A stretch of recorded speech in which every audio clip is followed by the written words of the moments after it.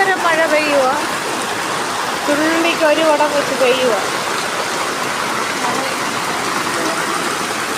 മഴ കണ്ട് പേടിച്ച് പാല് കാത്ത് ചെക്കപ്പെണ്ണ. കുഞ്ഞ് പേടിക്കണ്ട. എന്തോ അമ്മയുണ്ടല്ലോ കുഞ്ഞിന് കേട്ടോ.